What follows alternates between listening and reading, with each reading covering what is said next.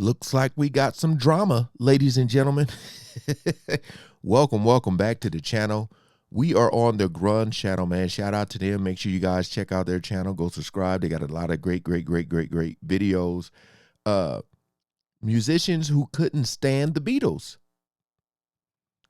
I'm just looking for the who more than the why. I just want to know who couldn't. You know what I mean? Hopefully everything goes smoothly with this video. Comment below if you knew of anybody who couldn't, or who shocked you the most. So we ain't gonna waste no more time. Shout out to all the good humans. Link is always in the description for those who are asking. Let's jump right into it. Everyone loves the Beatles, right? Well, not every musician. From Elvis? a windmill strumming guitar virtuoso to a TV hosting jazz pianist, these professional music makers haven't held back on their distaste for the Fab Four. Oh. In 1970, Elvis Presley wrote a letter to President Richard Nixon expressing worry about the direction the U.S. was heading. Presley was particularly concerned with the rising popularity and influences of drugs, hippies, and the Black Panther Party. In his letter to Nixon, Presley wrote, "Sir, I can and will be of any service that I can to help the country out. I can and will do more good if I were made a federal agent at large, and I will help out by doing it my way through my communications with people of all ages." That correspondence gave way to a Doing it my way. Caught it. 1970 Oval Office meeting, as well as a lasting friendship between Nixon and Presley. According to a summary prepared by Nixon's associate Bud Crow, which was recorded in the National Archives, the duo discussed the concerns raised in the letter. Presley then cited the Beatles as one of the chief negative influences on America's youth. Crow noted, he thought the Beatles had been a real force for anti-American spirit. He said that the Beatles came to this country, made their money, and then returned to England where they promoted an anti-American theme. If you want to see Elvis, you got to see me first. While British invasion rock bands hit the charts, young virtuoso musicians across England embraced American-style blues and combined this style with rock elements to create something new. One of the loudest, heaviest, and most popular of those blues rock bands was Cream. Cream was a supergroup consisting of guitarist Eric Clapton, bassist Jack Bruce, and drummer Ginger Baker. Right. In a 2015 interview with Forbes, Baker expressed disdain for professional musicians who can't read or write musical notation, such as heavy metal performers and a certain Beatle. Baker told the outlet, even Paul McCartney needs someone to write it down for him. And he thinks that's good. Dang. There was an article where he said that if he learned to read music, he might not be able to write as well. 4 years later, Baker offered up some backhanded compliments for the Beatles. The drummer told Classic Rock, John Lennon was the best musician in the Beatles by a country mile, but the band's producer, George Martin, was the Beatles. Without him, they'd have been nowhere. Championed by modern art icon Andy Warhol and So I mean, you guys believe that these people are stating facts or just a lot of hating, jealousy going on? What do y'all think? Could be a mixture of both. Could be. Fronted by singer-songwriter Lou Reed, the Velvet Underground presented a stark contrast to the music of the Beatles. In the late 1960s and early 1970s, the Velvet Underground's music offered deliberately unconventional soundscapes about drug users and others living on the fringe of society. Where do you spend your money? On drugs. Presaging the rise of punk and indie rock, the was Velvet honest. Underground didn't sound much like any other rock band that came before it or its contemporaries, and that was probably by design. Reed didn't like the music being made by other 60s rock bands. Speaking to record executive Joe Smith's Blank on Blank series in 1987, Reed had this to say, "I just thought the other stuff couldn't even come up to our ankles. They were just painfully stupid and pretentious." In the same Sheesh. interview, Reed reserved some special vitriol for the Beatles, admitting, "I never liked the Beatles. I thought they were garbage. If you said, who did you like? I liked nobody." Like the Well, Beatles, damn. The Who came out of the British rock scene of the mid-1960s. Unlike the Beatles, The Who were loud, heavy, and aggressive, giving voice to the agitated youth of the era. Pete Townsend wrote the majority of the band's early work and played lead guitar. Townsend was also known for his distinctive windmill strumming technique. On a 1966 episode of the youth-centric BBC talk show, A Whole Scene Going, Townsend lamented what he saw as a general the- lack of quality in popular music at the time. He specifically called out the Beatles Beatles for their lack of greatness, particularly as it pertained to their manipulation of recording technology. Townsend discussed how he and Who bassist John Entwistle had just been listening to a Beatles LP in the stereo format. Townsend explained, "The voices come out one side and the backing track comes out of the other." That allowed Townsend to isolate the vocals as well as the instrumentals, and neither did much for him. He went Again, did you guys know any of this? Did y'all know? allowed Townsend to isolate the vocals as well as the instrumentals, and neither did much for him. He went on to add, "And when you're actually hearing the backing tracks of the Beatles without their voices, they're flippin' lousy." I wasn't crazy impressed with the Beatles when I first heard them. Often working on the cutting edge and just outside of the mainstream, first Todd heard him. Rundgren made layered, dreamy, and experimental pop rock music. He's probably best known for his 70s radio hits like I Saw the Light, Hello, It's Me, and Bang on the Drum All Day. In a 1974 interview with British music magazine Melody Maker, Rundgren veered off topic to discuss the solo career of John Lennon. Lennon had scored some hits with progressive and socially conscious singles like Imagine, Power to the People, and Give Peace a Chance, none of which moved, charmed, or convinced Rundgren. In the interview with Melody Maker, Rundgren proclaimed, "John Lennon ain't no revolutionary. He's a fucking idiot, man. Yo. Shouting about revolution and acting like an ass. It just makes people feel comfortable. All he really wants to do is get attention for himself. And if revolution gets him that attention, he'll get attention through revolution."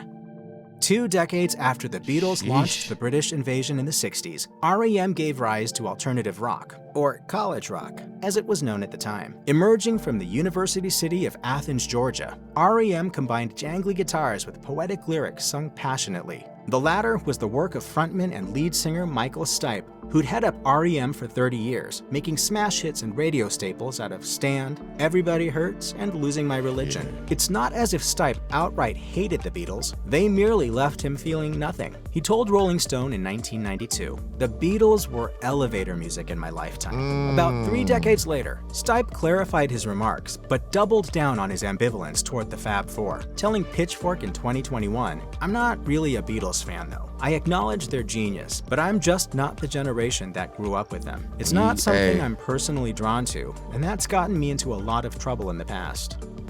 The son of a New Orleans politician, Harry Connick Jr. grew up surrounded by jazz and was a piano-playing wunderkind before he found mainstream success as an adult. Later an actor and talk show host, Connick broke out big with a collection of standards that served as the soundtrack for the 1989 romantic comedy When Harry Met Sally. Connick overwhelmingly favored pre-rock sounds, espousing the virtues of old-fashioned crooners like Frank Sinatra. I met Frank Sinatra a couple of times. He also criticized bands like the Beatles, who didn't do what Sinatra and other singers did. Connick told USA Weekend in 1990, "I just want to touch him. I just want to say, Mr. Sinatra, you're the king." As for the Beatles, Connick said, "That music is for second graders." Yo. The Philadelphia-based band the Dovells were American contemporaries of the Beatles. In the mid-1960s, they landed several songs near the top of the pop chart, including You Can't Sit Down and the Bristol Stomp. The Dovells were as much of a soul act as they were a rock band, owing to the distinctive vocals of lead singer Len Barry. Barry also went on to launch a solo career,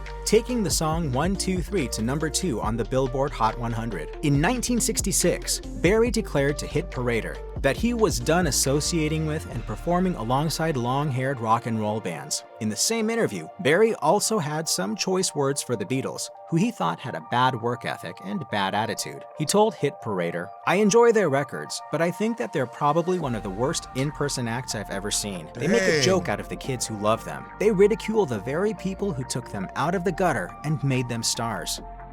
As a trumpet player, producer, arranger, and composer, Quincy Jones has been working behind the scenes in the recording industry since the 1950s. Hey man, I mean, the people they got on this list are legends themselves. So, I mean,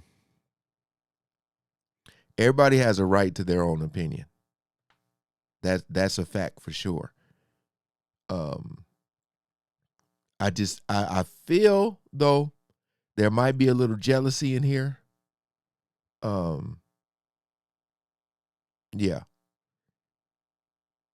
Cause I mean, I didn't know them personally.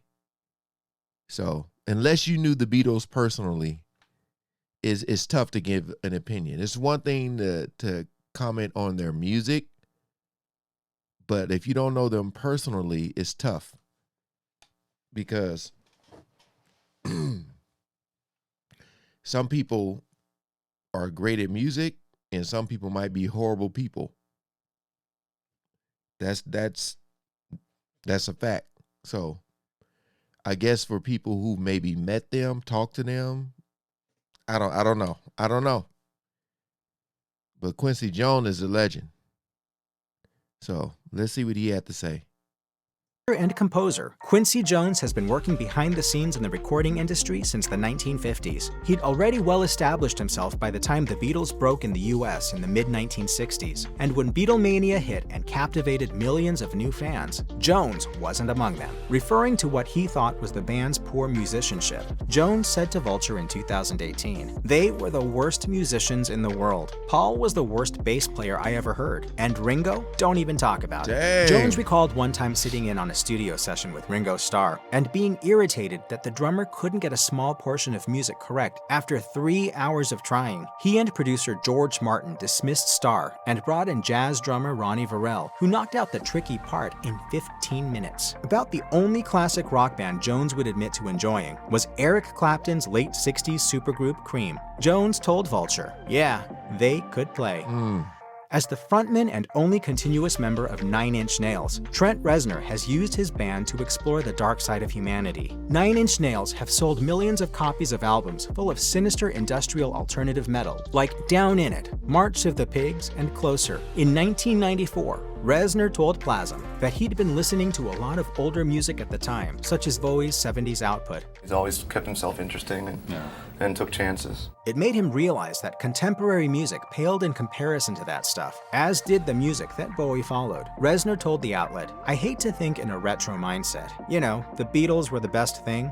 The Beatles. I hated people who were always going on about the Beatles. They're dead. They're ugly now. Get them out of my sight." Yo. Reznor's harsh opinion softened over time. In 2011, Rolling Stone asked the musician, who just won an Academy Award for scoring The Social Network, who he thought could be labeled a genius. Reznor replied, "It's so obvious, but the Beatles. When I was growing up, the people who liked the Beatles, I didn't like, so I didn't pay attention to them." He explained that around the time of the release of the Nine Inch Nails album, The Downward Spiral, he started to listen to a lot of latter-day Beatles records. Reznor added, "They were so far ahead of the game, it's just not fair."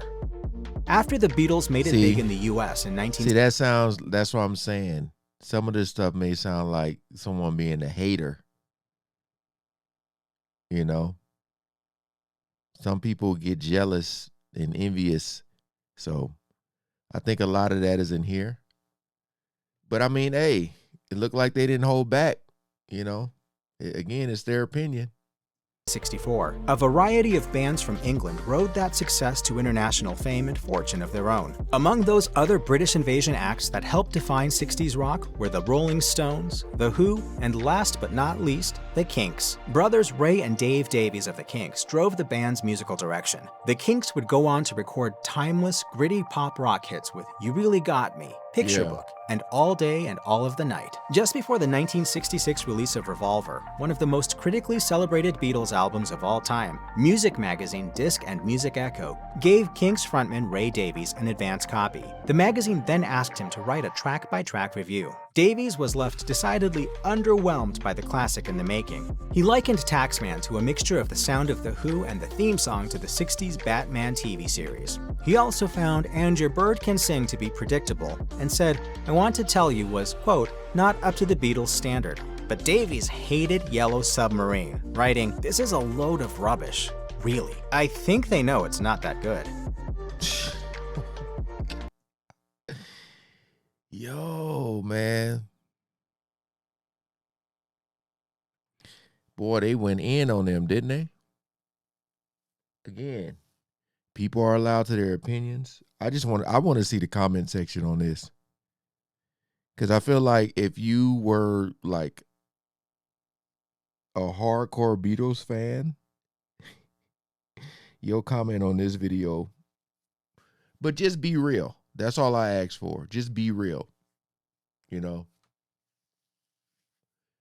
I don't think you could deny their greatness, but coming from a person like it's one thing to enjoy music and it's one thing to play music. Like if you're an artist and you know what it takes and all that type of stuff, then you know, you might have a valid opinion.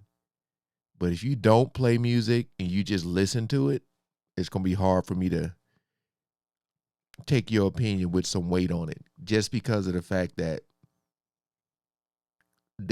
a lot of them were speaking from like a technical point. So,